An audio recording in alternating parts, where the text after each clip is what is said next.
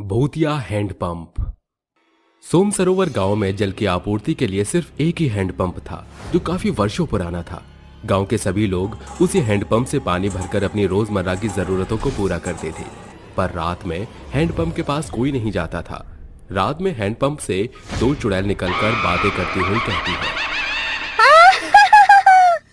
अरे कमला, सरिता, पानी नहीं भरना है क्या? चलो जल्दी से हैंडपंप के पास आओ। ये चालाक गांव वाले इतनी आसानी से बाहर नहीं निकलेंगे, हमें दूसरा पैतरा आजमाना होगा। कमला, ओ कमला, अरे कमला, पानी नहीं भरना क्या? चुड़ैल की छलने वाली आवाज जैसे ही बिछौने पर सो रही कमला के कानों में पड़ती है, वो उठकर कहती है, लगता है सरिता आवाज लगा रही है। जल्दी से उठकर मुझे पानी भरना होगा, वरना हैंडपंप पर लंबी चौड़ी लाइन लग जाएगी। कमला हड़बड़ी के साथ बिना घड़ी में समय देखे बाल्टी उठाकर हैंडपंप के पास आकर कहती है, लगता है सुबह होने में समय है। खैर, अब आ ही गई हूँ तो हैंडपंप से पानी भर लेती हूँ।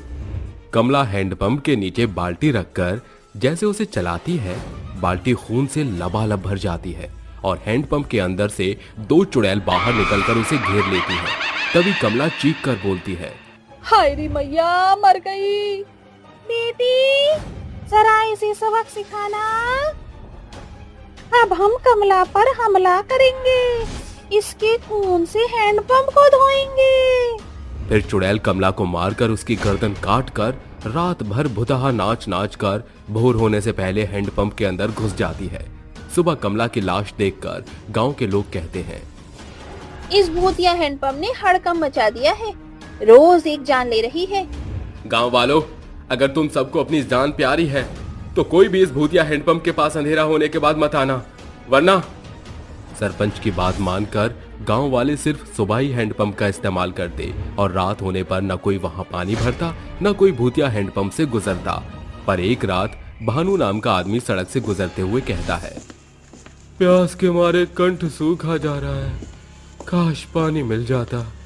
फिर भानु की नजर उस सन्नाटे भरे हैंडपंप पर आ रुकती है जो एकदम सुनसान वीरान पड़ा था, जिसे देखकर वो कहता है, घर पहुंचने के लिए मुझे लंबा सफर तय करना है, क्यों ना मैं इसी हैंडपंप से अपनी प्यास बुझा लूं। हैंडपंप में जैसे ही पानी पीने को वो झुकता है, भूतिया हैंडपंप से आवाज आती है, हम बाहर आए क्या? ये आवाज कैसी है? दोनों चुड़ैल भूतिया हैंडपंप से बाहर निकलकर कहती है, तुम्हें प्यास लगी थी ना, मैं तुम्हारे लिए हैंडपंप चला देती हूँ। इस हैंडपंप का जल एकदम शीतल और मीठा है, ये पेयजल पीकर तुम अपना मन तरोताजा कर लो। दो सिर वाली भयानक चुड़ैल को देखकर भानु डरकर हैंडपंप के पास ही पसर जाता है और दूसरी चुड़ैल कहती है, लगता है प्यास के मारे इसका सर चकरा रहा है। चुड़ैल अपनी काली शक्ति से एक जादुई लोटा प्रकट करके हैंडपंप से निकल रहे खून भरकर उसे देकर कहती है, लो, इसे पीकर अपना गला गीला कर लो। खून? ये नहीं, ये पानी नहीं है तो खून है। बेटी, तुमने कहावत नहीं सुनी, पानी रे पानी तेरा रंग कैसा, जिसमें मिला दो उस जैसा। इसमें बाकी मरे हुए इंसानों का खून मिला है, इसीलिए रंग बदल गया। दोनों चुड़ैल भानु का सिर काटकर भूतिया हैंडपंप के पास फेंक देती है और हैंडपंप के अंदर घुस जाती हैं। अगली सुबह फिर से एक लाश देखकर सभी जन थरथराते हुए कहते हैं, सरपंच जी, ये तो कोई राहगीर लगता है ये राहगीर अपनी प्यास बुझाने के लिए रात इस भूतिया हैंडपंप के पास आया था और भूतिया हैंडपंप ने इसके खून से ही अपनी प्यास बुझा ली। हमारे पास इस भूतिया हैंडपंप का कोई समाधान नहीं, सबकी भलाई इसी में है कि हम सभी बस अपनी जान की परवाह करें। कुछ वक्त बाद गांव में एक नव विवाहित जोड़ा रहने आता है और सरपंच उनसे कहता है, इस गांव का एक नियम है, अंधेरा होने के बाद कोई भी उस हैंडपंप के पास नहीं जाता, इसलिए तुम दोनों भी ये गलती मत करना, क्योंकि ये मशवरा नहीं बल्कि चेतावनी है। सरपंच की बात सुनकर सीमा कहती है, शैलेश, ऐसा भी क्या है उस हैंडपंप में जो सरपंच जी बोलते समय भी इतना कपकपा रहे थे?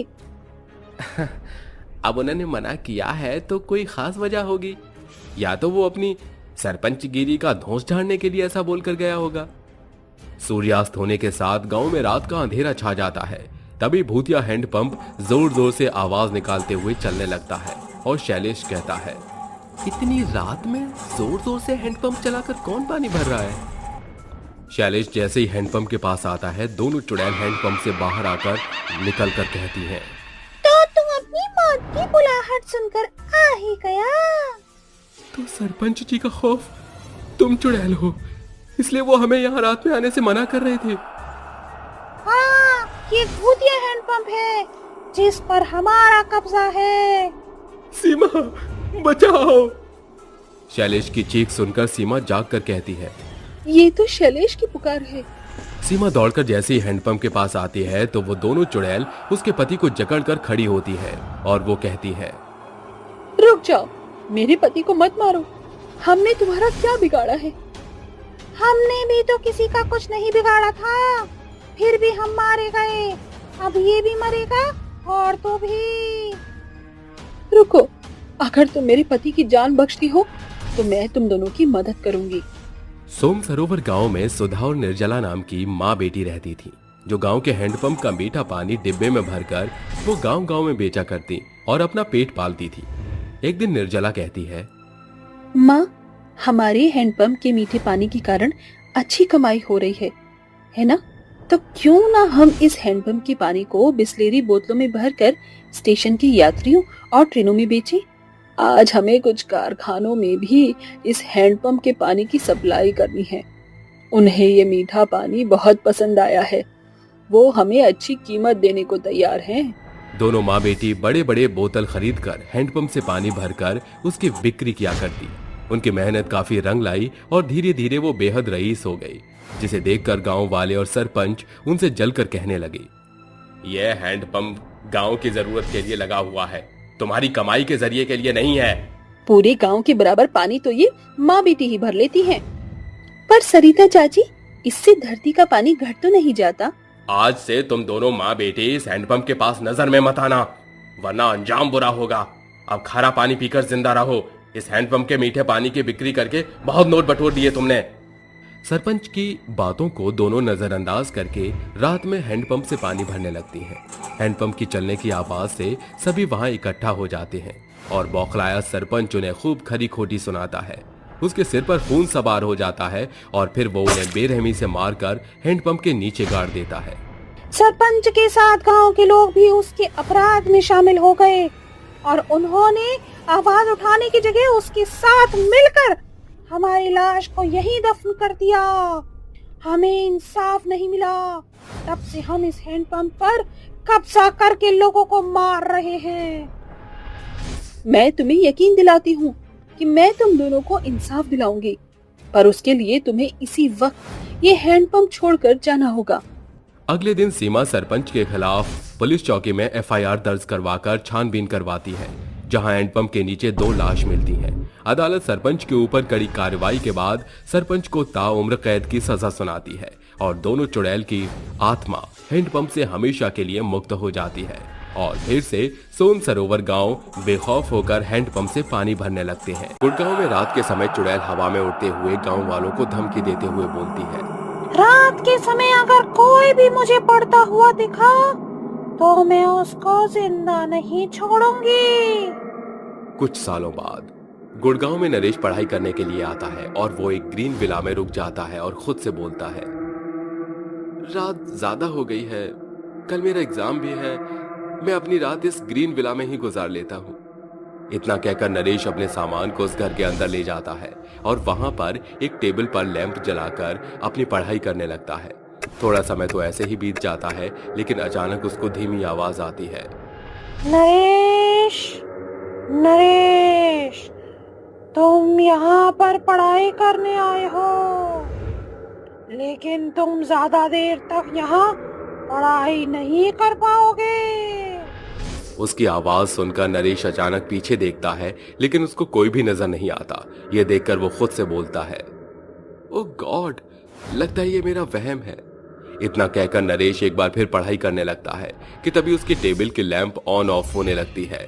ये देखकर नरेश थोड़ा घबरा जाता है और जब वो अपनी किताबों की तरफ देखता है उसकी किताबों में लिखावट की जगह कीड़े मकोड़े रेंग रहे थे।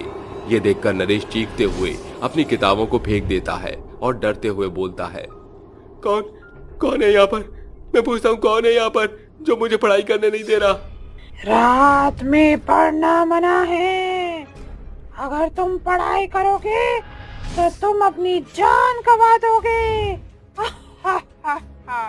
ये सुनकर नरेश बहुत ही ज्यादा डर जाता है, जिसके बाद वो अपनी जान बचाते हुए भागने की कोशिश करता है कि तभी उसके सामने अचानक एक भयंकर चुड़ैल आ जाती है और उसको गुस्से में अपनी आंखों से घूरते हुए बोलती है, मैंने तुझे वार्निंग दी थी कि तू पढ़ाई मत कर। रात के समय यहाँ पढ़ना मना है, लेकिन तूने मेरी एक ना सुनी। अब तो तू अपनी जान गंवाएगा। तूने रात के समय पढ़ाई करके अपनी ही मौत को दावत दी है। अब तो नहीं बचेगा। इतना कहकर चुड़ैल हवा में उड़ जाती है और वो हवा में उड़ते हुए चिल्लाने लगती है।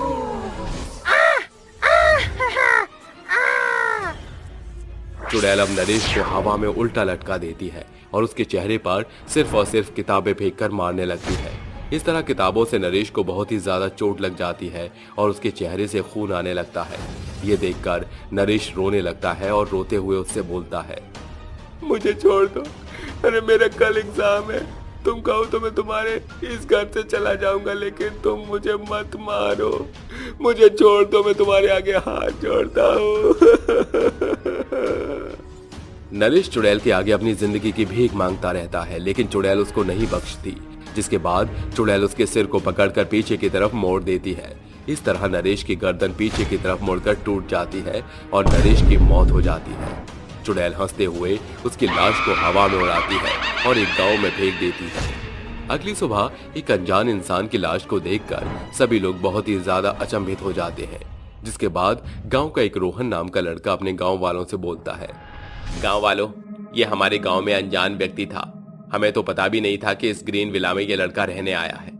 अगर हमें पता होता तो हम उस चुड़ैल के बारे में इसको जरूर बता देते, लेकिन इस चुड़ैल का आतंक अब गांव में बढ़ता ही जा रहा है। आखिर ये हमारे गांव में हमारे गांव वालों के साथ बाहर के आए हुए लोगों को भी मारना शुरू कर रही है। ये चुड़ैल ऐसा क्यों कर रही है, इसका सच हमें जानना ही होगा। लेकिन हम इस चुड़ैल का सच जानेंगे कैसे? अब तो बस रात होने का इंतजार है। रात होते ही हम उसके घर के अंदर जाएंगे और मैं अपनी मंत्र विद्या से उस चुड़ैल से बात करने की कोशिश करूंगा। इतना कहकर सभी गांव वाले नरेश की लाश का अंतिम संस्कार कर देते हैं और थोड़ी देर बाद रात हो जाती है। चुड़ैल हवा में उड़ते हुए गांव में घूम रही थी कि तभी उसकी नजर एक छोटे बच्चे पर पड़ी। वो बच्चा रात के अंधेरे में मोमबत्ती जलाकर पढ़ाई कर रहा था। ये देखकर चुड़ैल गुस्से में बोलती है, अच्छा तो ये पढ़ रहा है। मैंने इस गांव वालों को वार्निंग दी थी, लेकिन फिर भी ये पढ़ रहा है। मैं इसे नहीं छोड़ूंगी। एक तरफ तो चुड़ैल उस बच्चे को मारने जा रही थी, तो वहीं दूसरी तरफ गांव में रोहन के साथ कुछ गांव वाले ग्रीन विला में जाते हैं, जहां उन्हें उस विला में जाली और मकड़ी के अलावा अंधेरा और सन्नाटा भी दिखाई दे रहा था। सन्नाटे भरे विला को देख रोहन अपने गले में से हनुमान का लॉकेट निकालता है और हनुमान चालीसा पढ़ना शुरू कर देता है। जय हनुमान ज्ञान गुण सागर, जय कपीश तिहुँ लोक उजागर। रोहन हनुमान चालीसा शुरू करता ही है कि तभी चुड़ैल को एक झटका लगता है और वो अपने आप पीछे खींचते हुए अपने विला में पहुंच जाती है। रोहन को हनुमान चालीसा पढ़ते हुए देख चुड़ैल चिल्लाते हुए बोलती है, बंद कर इसको, वरना तू अपनी जान गंवा देगा। मैं तुझे मार दूंगी, समझा तू? इस गांव में हमारे लोगों को तो मारते ही जा रही है, लेकिन तूने बाहर से आए हुए लोगों को भी मारना शुरू कर दिया। तू ऐसा क्यों कर रही है? तू गांव में बच्चों को रात के समय क्यों नहीं पढ़ने देती? रात के समय आखिर पढ़ना क्यों मना है? आखिर तुझे इन सब चीजों से क्या मिल रहा है? मैंने तुम लोगों को पहले ही मना किया था कि रात के समय यहाँ पर पढ़ना मना है, लेकिन फिर भी तुम लोगों ने मेरी बात नहीं सुनी। इसीलिए अब अपनी गलती की सजा भुगतो। मैं तुझसे ये पूछ रहा हूँ कि तू हमारे बच्चों को और साथ ही बाहर से आए हुए लोगों को क्यों मार रही है? तुझे मेरा सच जानना है ना, तो कान खोल कर सुन। कुछ साल पहले की बात है, मैं अपनी 8 साल की बच्ची सीना के साथ रहती थी। मेरी बच्ची को पढ़ने का बहुत ही ज्यादा शौक था। एक रात मैं सो रही थी और मेरी बच्ची इस टेबल पर रात 2 बजे सर रख कर पढ़ रही थी कि तभी यहाँ पर 2 चोर मेरे घर में चोरी करने आते हैं और उन्हें ये लगा कि मेरी बेटी सो गई और इसीलिए वो चोरी करके जैसे ही जाते हैं वैसे ही मेरी बेटी उठकर उनसे बोलती है, तुम तो चोर हो मम्मी, चोर चोर। भाई ये तो हमें फंसाकर मानेगी, ये हमें फंसाए इससे पहले हमें इसका मुंह बंद कर देना चाहिए। इतना कहकर उस चोर ने मेरी बच्ची के पेट में छुरा भोंक दिया, जिस वजह से उसकी मौत हो गई। और ये सब कुछ मैंने देख लिया। जब उन्हें ये बात पता चली कि मैंने अपनी बच्ची की मौत होते हुए अपनी आंखों से देखी है, तब वो दोनों आपस में बात करते हुए बोलते हैं, अरे भाई इसकी तो माँ ने देख लिया, लग रहा है अब इसकी माँ को भी ठिकाने लगाना पड़ेगा। वो दोनों आपस में बात करके मेरी तरफ बढ़ने लगे। मैं भागने की पूरी कोशिश कर रही थी, लेकिन मेरा पैर फिसल गया और मैं गिर गई। मेरे सर पर चोट लग गई। ये देख वो काफी खुश हो गए, लेकिन उन्होंने मुझे छोड़ा नहीं और मेरे घर में आग लगा दी, जिसके बाद मैं अपनी बच्ची की लाश के साथ झुलस कर मर गई। तब से मैंने कसम खा ली कि अगर मेरी बेटी नहीं पढ़ सकी तो मैं किसी को भी रात के समय पढ़ने नहीं दूंगी। और इसीलिए जब भी कोई रात के समय पढ़ता है तो मैं उसे मार देती हूँ। तेरे साथ गुंडों ने गलत किया था, तेरा कोई हक नहीं है हम लोगों को इस तरह मारने का, तू यहाँ से चली जा। कभी नहीं, मैं यहाँ से कभी नहीं जाऊंगी। चुड़ैल को इतने गुस्से और इतनी जिद में देखकर रोहन हनुमान चालीसा पढ़ना शुरू कर देता है। वो तब तक नहीं रुकता जब तक हनुमान चालीसा के खत्म होने के साथ वो चुड़ैल खत्म ना हो जाए। वो हनुमान चालीसा पढ़ता रहता है और धीरे धीरे करके चुड़ैल जलकर भस्म हो जाती है। इस तरह गांव वालों को उस चुड़ैल से मुक्ति मिल जाती है और सभी गांव वाले अब खुशी से रहने लगते हैं।